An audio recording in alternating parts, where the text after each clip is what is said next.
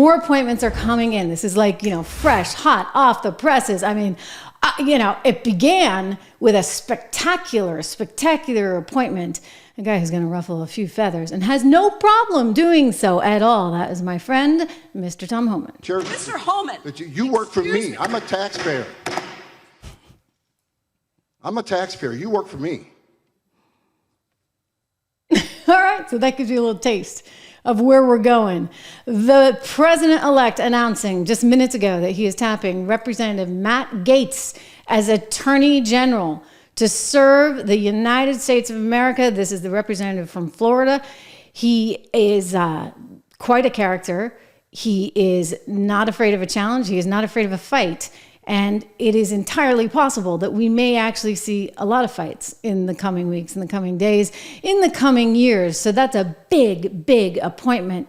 And if I were, say, Jack Smith, I'd be running for the hills. Well, he is running for the hills. We'll get to that in a second. But just, again, to go through some of the other appointments, Marco Rubio, this is a big deal. We were waiting on this just yesterday. Marco Rubio being tapped for Secretary of State.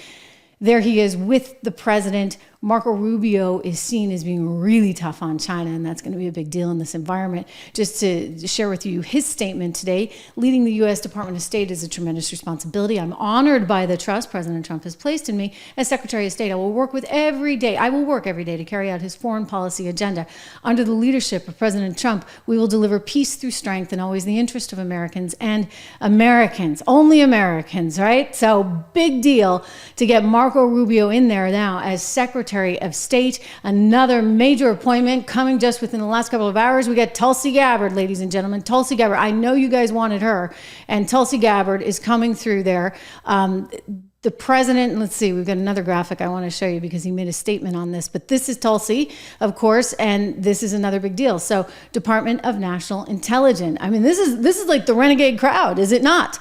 So this is Donald Trump's statement in support of her. She's going to be the Director of National Intelligence for over 2 decades. He writes, Tulsi has fought for our country and our freedoms of all Americans. And as a former candidate for the Democrat presidential nomination, she has broad support in both parties. So these are change agents. I think that's the overall arching theme. Lots and lots of change agents. Matt Gaetz, one of them. Here's Trump on Truth Social saying he's honored to be appointing Matt. Matt is deeply gifted. He's a tenacious attorney, trained at William & Mary College of Law, distinguished himself in Congress through his focusing on achieving desperately needed reform at the Department of Justice.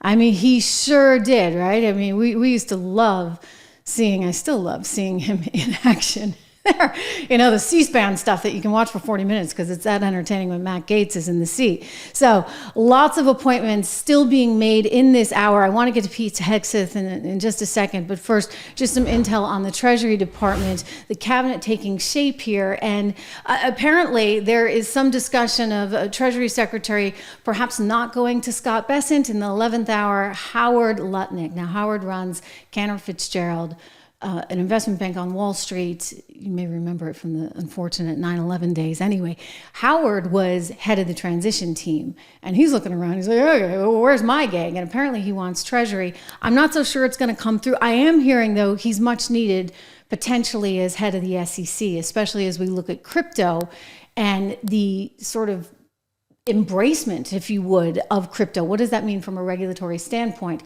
So Howard likely to get something, not necessarily Treasury. I'm still hearing Scott Bessent, probably Bessent, the lock there at Treasury. So, whoo! I mean, is that a lot to get through or what, guys? Really? I got to stop for a drink of water because it is a lot of content. And I want to take a minute as we go to this next story.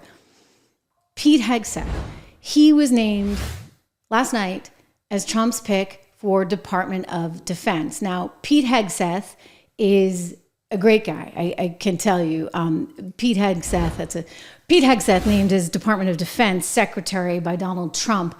He is a terrific guy. I have known him a lot of years. He was and is a player on Fox News. He hosts the weekend show there. I used to have him on quite regularly on my evening show, on my daytime show too, but he used to come on quite regularly on the evening show. He's just a really smart guy. He's got a great background. He went to Harvard undergrad, Princeton undergrad, back when that meant something, and to Harvard for his master's in policy at the Kennedy School. Again, back when it meant something.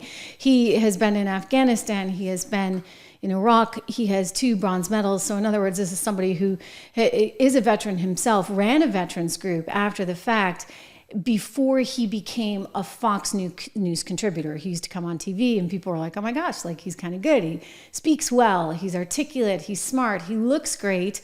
And before you knew it, he became a regular and then eventually went on to host that weekend morning show. So fascinating. He's outside the box, right? How do I say that? He's totally outside the box. Like when I first heard it, I'm going to be perfectly honest, and I love Pete. In fact, I'm going to say something about Pete. You know, when I left Fox, people get weird, you know, when things like that happen. And he was one of the few people to reach out to me. I mean, the president, by the way, too, which I will always credit him with. The next morning, was calling my house. But Pete reached out right away, and we have stayed in contact since. And he's just a really stand-up guy. He has a large family, lots of kids. He's passionate about this country and about patriotism. And, you know, the left's piling all over him as fast as they can. But I want to share a clip of him talking, and you can see a little window into his intellect and what I think he could do for Department of Defense, which we'll discuss. The Pentagon is in the book, the exact amount of years, but in the past X number of years, 10, 12, 15, the Pentagon has a perfect record in all of its war games against China. We lose every time inside the Pentagon war games. We know what our real capability. You see, we didn't even get to this part of the war on warriors. I mean, the military-industrial complex, the way we procure weapon systems, you know, we're always, the way our system works, the way our bureaucratic system works, where the speed of weapons procurement works, we're always a decade behind in fighting the last war. Whereas China, we have, you know, what did Rumsfeld say? You go to the war, the army you have. We have the army. China's building an army specifically dedicated to defeating the United States of America. That is their strategic outset. Take hypersonic missiles. So if our whole power projection platform is aircraft carriers and the ability to project power that way strategically around the globe, and yeah, we have a nuclear triad and all of that, but a big part of it. And if, you know, 15 hypersonic missiles can take out our 10 aircraft carriers in the first 20 minutes of a conflict, what does that look like? Yeah. I mean, and when if they've already got us by the balls economically, which you pointed out very well, with our grid, culturally, there's plenty of elite capture going on around the globe. I mean, and then microchips and everything. Why do they want Taiwan? They want to corner the market completely on the technological future. We can't even drive our cars without the stuff we need out of China these days. I mean, they have a full spectrum, long-term view of not just regional but global domination, and we have our heads up our asses. Yeah. And that. Yeah. You know, he means what he says, and he's not wrong. And if you look back at who has historically been our Department of Defense secretary, what you see actually is a lot of people that worked for corporations. I went and did a background on this. A lot of people worked at places like Raytheon or Boeing. I mean, Pat Shanahan was from Boeing. Mark Esper was at Raytheon. Lloyd Austin, he was a general, so he came from the military. I mean, he's no great shakes, right? He's the guy that went MIA for how many days? You know, Ash Carter was a physicist. He had kind of been a government appointee for a long time. Leon Panetta, of course, was another bureaucrat. And Gates as well, Department of Defense and CIA director, another bureaucrat who brought that sort of bureaucrat experience. And now's a guy who is on television now, but he's actually been in the trenches with the troops, and he's got a pretty definitive view on things. And, you know, he's enough with the woke media. It's one of the things I like about Pete. Here he is. CNN thinks this is a bad thing, what I'm about to show you. I say, haha, thank you. I'm straight up just saying we should not have women in combat roles. It hasn't made us more effective, hasn't made us more lethal, has made fighting more complicated. We've all served with women, and they're great. It just, our institutions don't have to incentivize that in places where not traditionally, over human history, men in those positions are more capable. Okay, you're not supposed to say that, right? But Pete is willing to say things that maybe sometimes others aren't willing to say. And there's authenticity in that. And don't we need a little authenticity these days? So Pete Hegseth, now nominated for Department of Defense. Now, in full disclosure, I was surprised. So some friends were watching Laura's show in real time on Fox. And they sent me a text of the picture, the screen grab, showing Pete being announced. I'm like, oh, it's a joke, right? I really didn't see that happening. It was not a joke. She was completely serious. There we go, Trish. And I just hadn't thought of it before. I really had not thought of it before. He's certainly qualified. It's called thinking outside the box. I like that I hadn't thought of it before. And I'm hearing, we're going to hear more people that maybe Trish Regan and nobody else has thought of before. And I think there's something to that. There's a certain power in that. Now, everybody's on it, oh my gosh, he's a Fox host, blah, blah, blah, sits at the end of the couch, this, that, and the other. I mean, Joy Reid is just apoplectic. She can't believe this. She's hysterically laughing at it all. Let's listen. The former and future president is moving quickly to fill the clown car and round out his cabinet before he changes his mind and fires them all. Moments ago, Trump announced that he has selected Fox weekend morning show host, you can't make this up, Pete Hegseth, to serve as Secretary of Defense, because why not? Yeah. Well,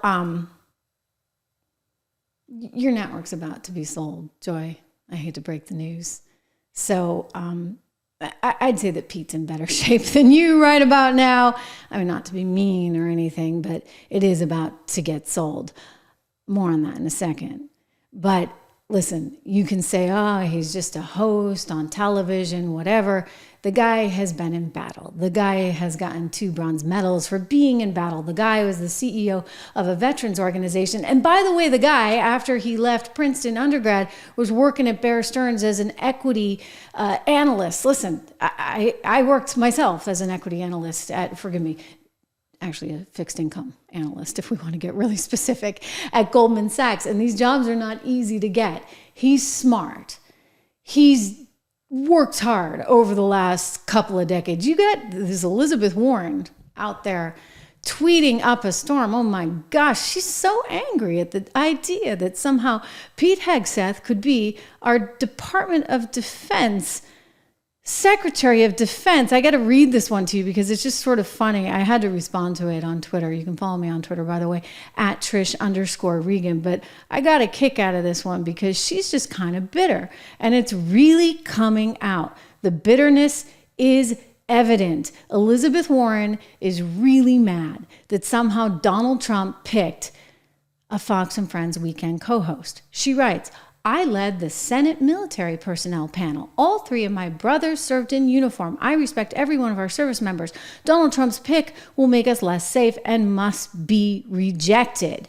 So that is Elizabeth Warren on Pete Hegseth. I would just point out again, he went to Princeton, went to Harvard, Kennedy School, back when all that mattered. And he was a Wall Street capital markets analyst over at Bear. And importantly, perhaps most importantly, a 2 times bronze medal recipient for his service in our armed services in the Army. He went on to run a couple of veterans groups. And I would just say that, you know what, Pete Hegseth has done a heck of a lot more, Elizabeth Warren, in his 44 years of age, and you have done in your 75. And I know he's way better looking than you.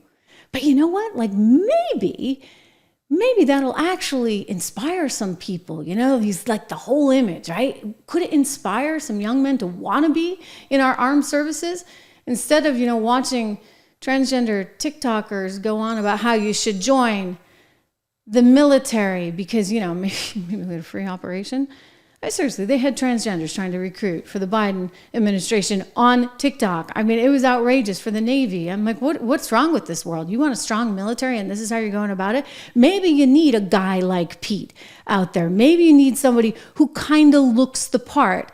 And hopefully he surrounds himself with smart, seasoned people, but he's intelligent enough, bright enough to kind of buck the trend. And so I think this could be actually a huge, huge opportunity for the United States to maybe, dare I say, make the military cool again, right? Pete Hegseth with his wife and many kids and the tats, the whole thing, who definitely cuts a very different picture. Here he is. So this is Pete with the president. I want to show you one more. You can just see that this is going to be a whole different feel. This is him with his family.